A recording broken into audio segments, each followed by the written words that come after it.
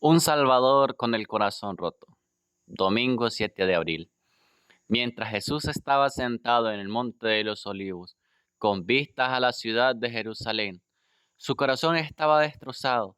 El Evangelio de Juan dice, vino a lo que era suyo y los suyos no lo recibieron. Jesús hizo todo lo posible para salvar a su pueblo de la destrucción venidera de su amada ciudad. El amor de Jesús por su pueblo fluía de un corazón de amor infinito. Repetidamente le suplicó que se arrepintieran y aceptaran su misericordiosa invitación. Y cuando llegó cerca de la ciudad, al verla lloró sobre ella, diciendo, oh si también tú conocieses a lo menos en este tu día lo que es para tu paz, mas ahora está encubierto de tus ojos. Porque vendrán días sobre ti cuando tus enemigos te rodearán con vallado y te sitiarán, y por todas partes te estrecharán, y te derribarán a tierra y a tus hijos dentro de ti, y no dejará en ti piedra sobre piedra, por cuanto no conociste el tiempo de tu visitación. Jerusalén, Jerusalén, que matas a los profetas y apedreas a los que te son enviados. ¿Cuántas veces quise juntar a tus hijos como la gallina junta sus polluelos debajo de las alas? Y no quisistes, he aquí, vuestra casa es dejada desierta, y no queréis venir a mí para que tengáis vida.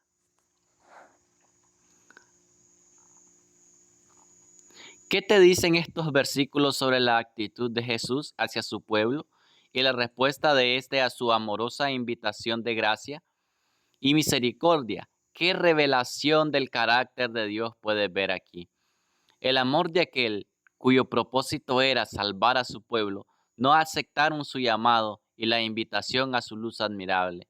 ¿Te cuesta mucho trabajo aceptar la invitación del Maestro? Es difícil entender un acontecimiento como la destrucción de Jerusalén a la luz del carácter amoroso de Dios. La historia revela que decenas de miles murieron cuando el general romano Tito atacó la ciudad.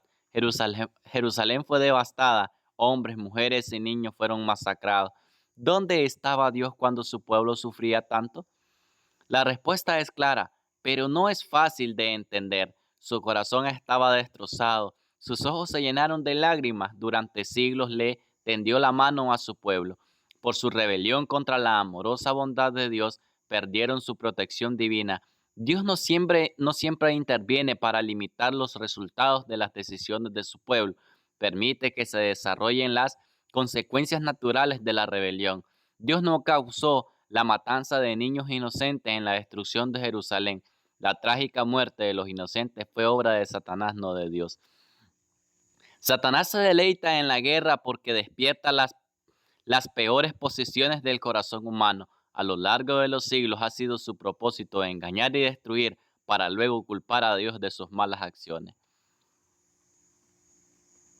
Lee Mateo 24, 15 al 20.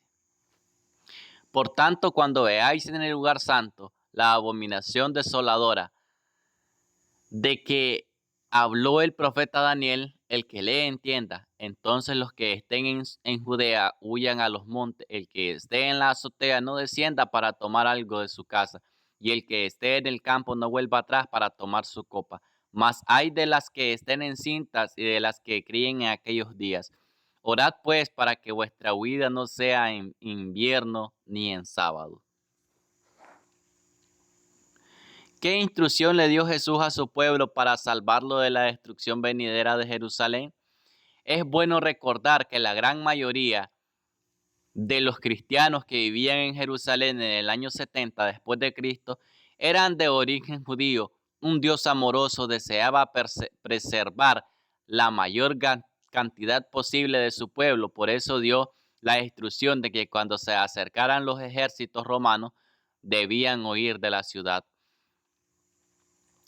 Reflexiona en lo siguiente: nosotros no juzgamos el carácter de Dios por los sucesos que vemos a nuestro alrededor, sino que lo interpretamos a través del prisma de su carácter amoroso revelado en la Biblia.